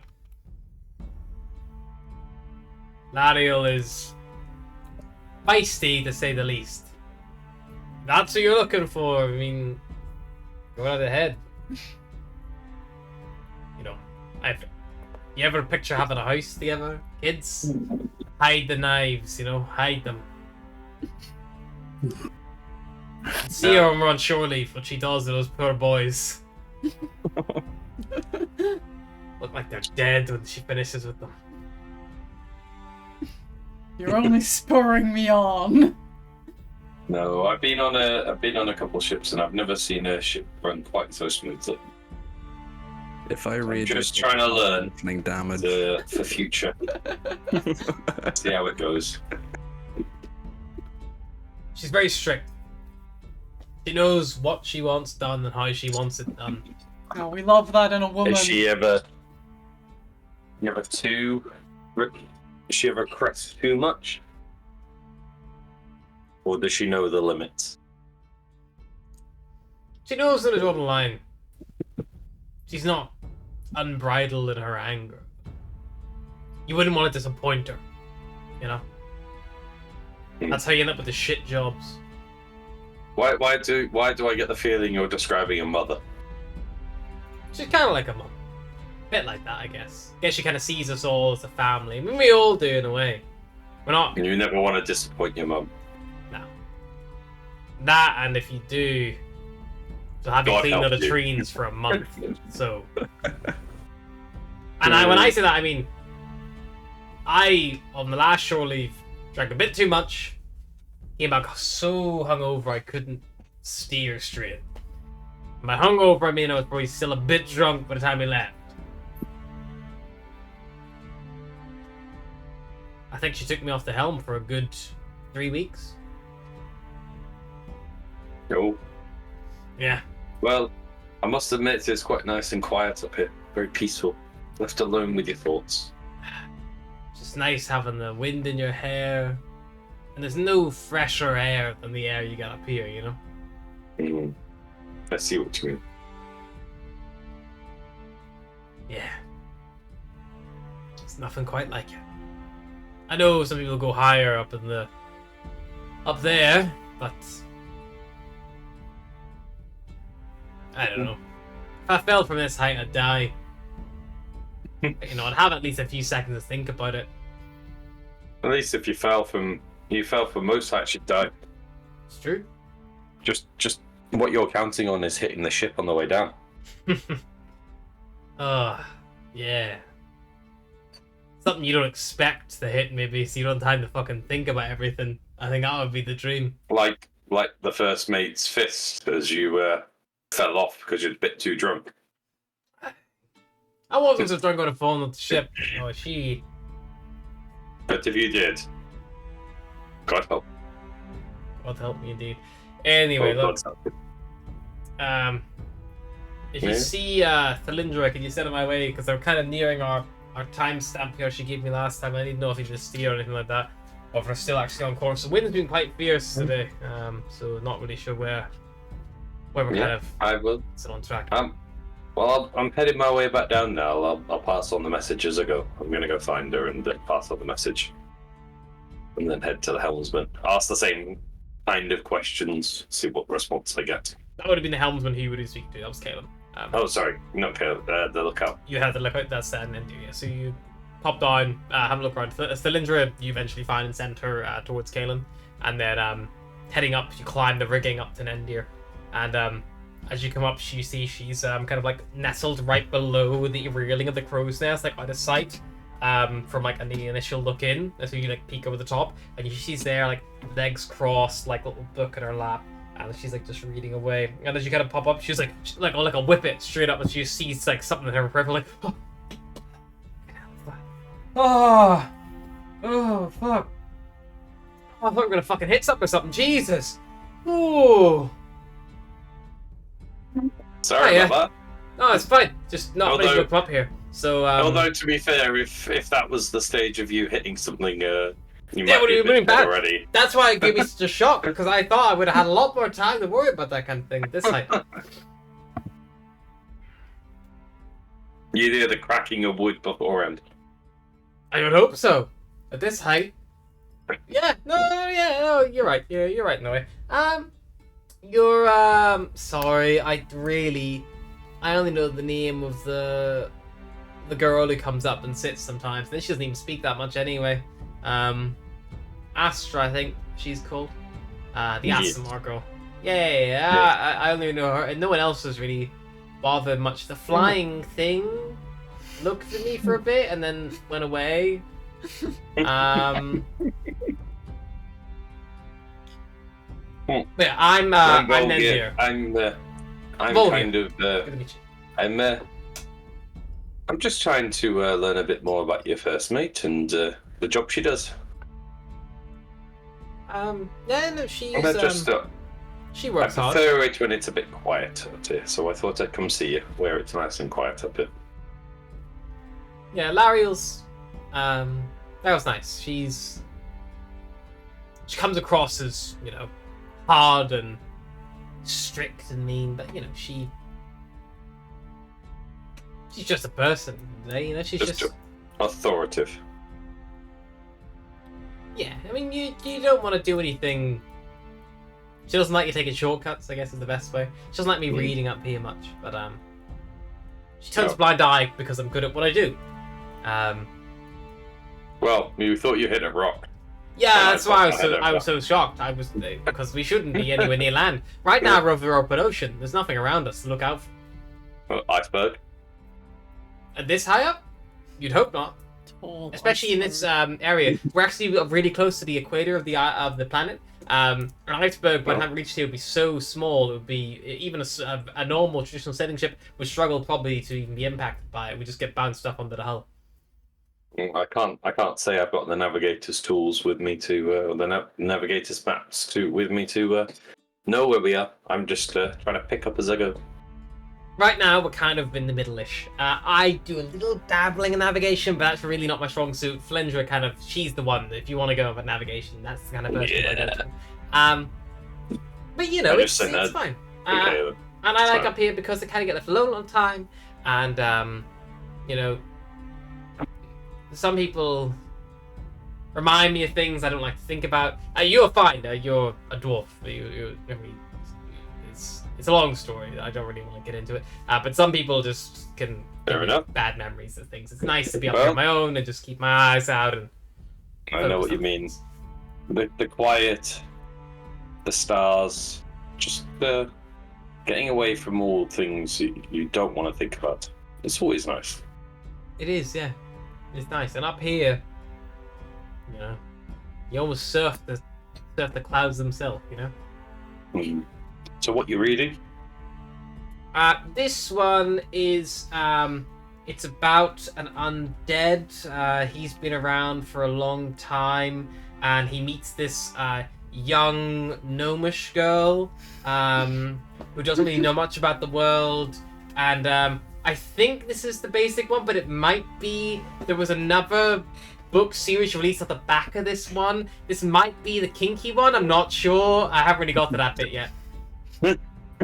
I think it's not the kinky one though. For the people who got to the kinky bit, I'm already halfway through, which is kind of disappointing. I didn't wanted it to be the kinky one after a while, but you know, it's fine. Well, I've got another book here. If you finish that one, give us a shout. Well, lend to this one. Yeah, sure. I try to stock up whatever I can whenever we get to a new city. What book do you have? Oh, fucking hell. No, I also have a book, but it just has 43 prostitutes in it, so it might not be. I was about to say I nabbed one off the thing, but I've literally got in my inventory a book from the tent. Book from tent. Tent book. Yeah. Talk about how to build tents. I'm sure I build rolled tents. and it was only like a storybook or something like that. From tent? As if from the tent. From the guy Yeah. who was getting all the books off. Mm. The guy I got the Oh poor yeah, book the from. book you stole. Yeah. It'd be religious text. Religious. Oh god. Yeah. It's I'll about. pull it out. Show him. Yeah, she's Show like, it. oh, not really my thing. I'm more like romance novels. I don't mind. I got it for free. Yeah, fair enough. Oh well. If you know someone that wants it, let me know. As Cyrus hits the deck, he's gonna look around and spot Astra at the top of the ship, and he's gonna make his way while trying to air out the smoke from his clothes. He's trying to get suitable for his. No fair. I don't have Marvin Gaye on my. Yeah, I was about to say. What are you doing? Meditating? Or just sitting in the wind? Why? Is there a purpose to it? It's peaceful. Reminds me of home. Oh. Yeah, I suppose you probably have fond memories of your home. Bad Yes. angst.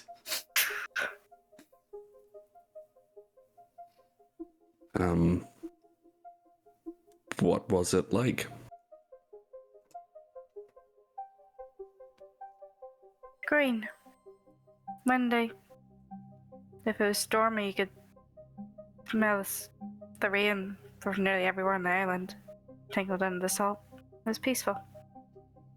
Mind you, I was a bit of a menace, but it was peaceful.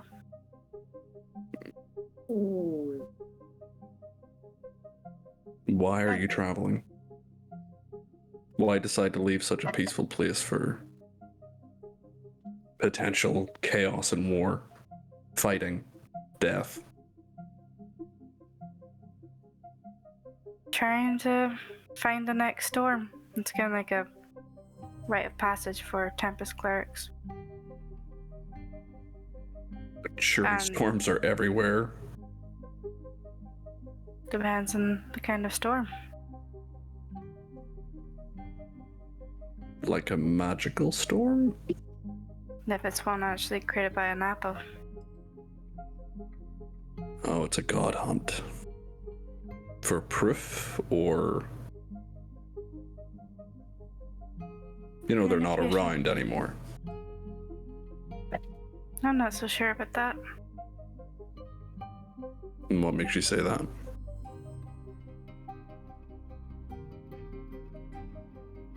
Just a feeling.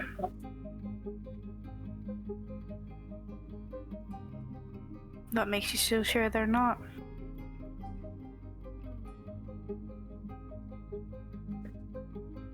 Because they don't take accountability.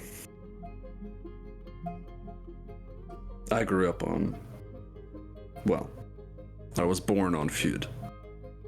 It's not exactly a pleasant place to grow up as a child.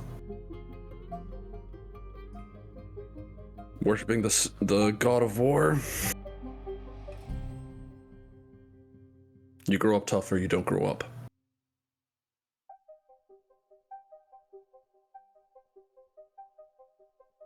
So you find that you have to rely on other things other than just the gods. They don't come when you cry or feel alone. Worshipping them, starts to feel like farce.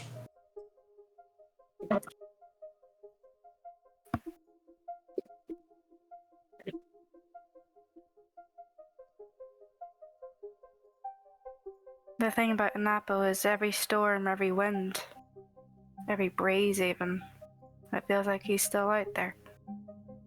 Somewhere. That's why